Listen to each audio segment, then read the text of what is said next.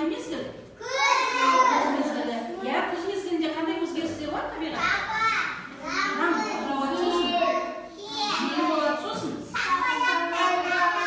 Дұрыс айтасыңдар, жапырақтар сарғаяды. Және не болады? Не жинаймыз? Алма. Және егін жинаймыз, иә, астық жинаймыз, міне.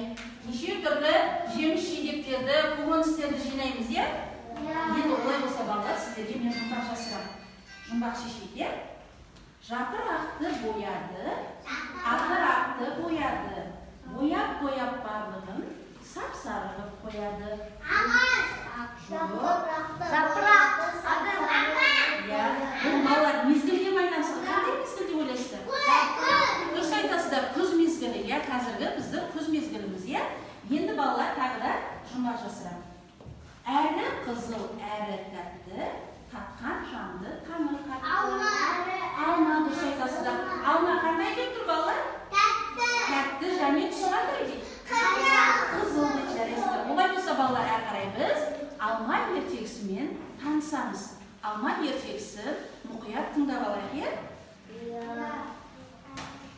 Қане, маған мұқият зер салып тыңдаймыз. Қоңыр күз мезгілі еді.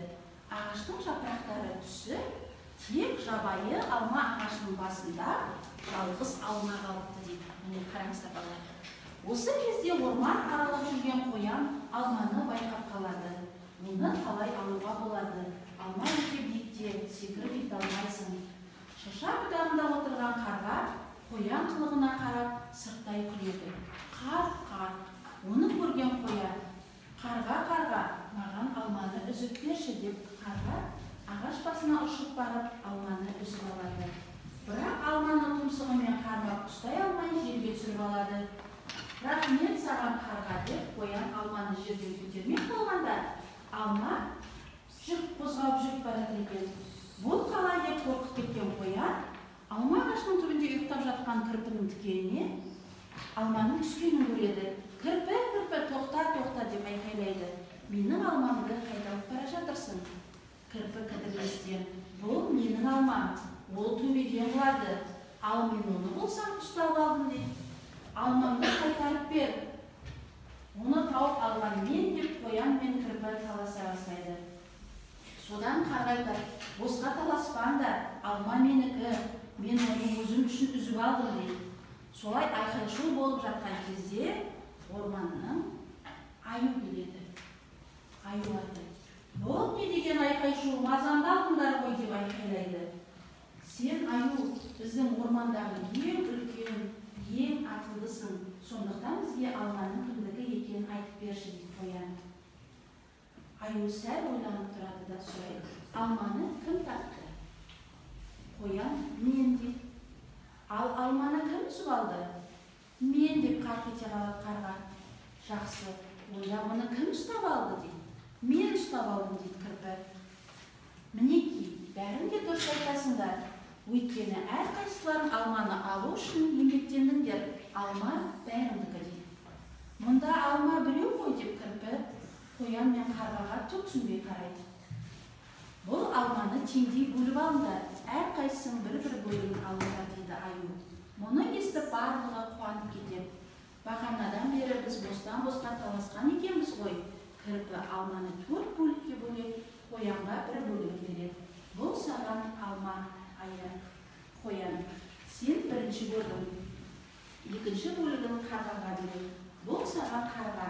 Сен алманы үзіп алдың. Үшінші бөлігін кірпі аузына салып, бұл менікі, өйткені алманы мен ұстап алдым дейді. Ал төртінші бөлігін аюға береді. Аю, маған не үшін деп таңғалады. Сен бізге ақыл айтып татуластырдың дейді. Ол риза кейіппен. Әрқайсысы өзіне берілген алманың бөлігін жеп риза болады. Өйткені аю ешкімді ренжітпей, әділ, дұрыс шешім шығарған екен. Береке басы бірлікте деген осыдан қалған екен. Балалар, ертегі ұнады ма? Ертегі не туралы, кім туралы? Айтыңыздаршы? Қоян бар ертегіде сосын? Алма туралы дұрыс. Қарға дұрыс. Жақсы. Бірінші алманы кім көреді?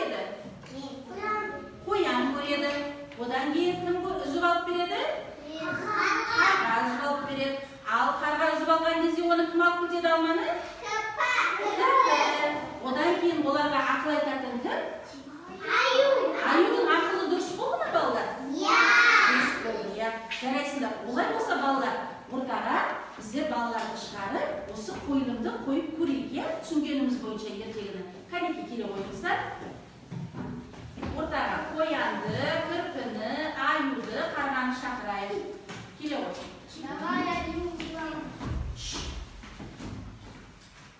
Қоңыр күз мезгілі еді. Ағаштың жапырақтары түсіп, тек жабайы алма ағашының басында жалғыз алма қалыпты. Осы кезде орман аралап жүрген қоян алманы байқап қалады. Иә, қоян не дейді? Қарасам, секетте жетамайды. Оны көрген қарға не істеді? Иә. Маған аманы алып бес. Келе ғой. Кірпік тез келе ғой.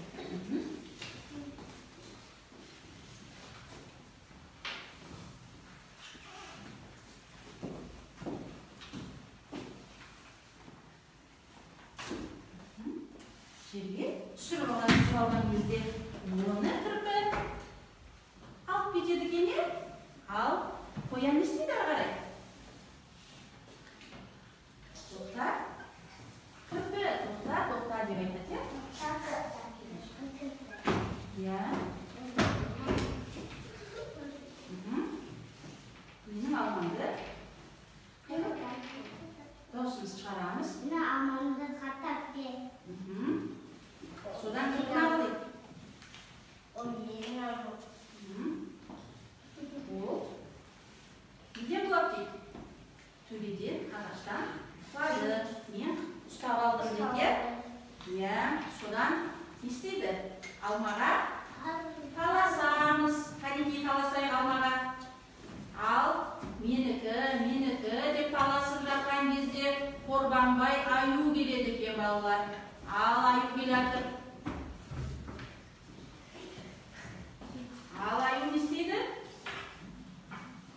Мама, саға алдында ой. Ой, не деген? Бұл жерден айған жыл. Алманы көміз болды. Не? Қайда? Алманы кім ұстап алды? Кім ұстап алды? Кірпі ұстап алды, иә. Содан аю не дейді? Алманы кім үзіп берді? Қарға үзіп берген екен алманы, иә? Иә, енді аю ақылымды айта қойшы. Үшеуіне қандай айтасыз? Оны кейінге бөлінді. Барлығының еңбегі бар ма? Иә.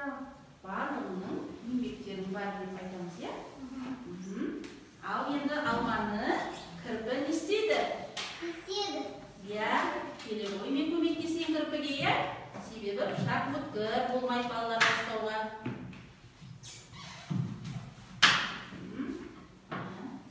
Ала ғой. Ал кірпі не істейді? Кімге береді? Бірінші көрген қоянға береді. Кірпіге береді үзіп алған. Біреуін өзі жейді, және біреуін аюға береді екен. Аю не деп айтады алманы алған кезде? Маған не үшін? Мама, бұған не үшін?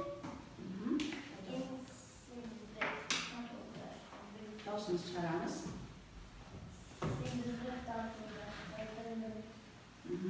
Өйткені сен бізді татуластырдың дейді балалар. Иә, аюды татуластырғаны үшін кірпі бір бөлігін алманы аюға береді екен. Сонымен барлығы риза бола ма екен? Мына жерге тұра ғой. Бәрі алманы теңдей бөліп алады екен, иә балалар?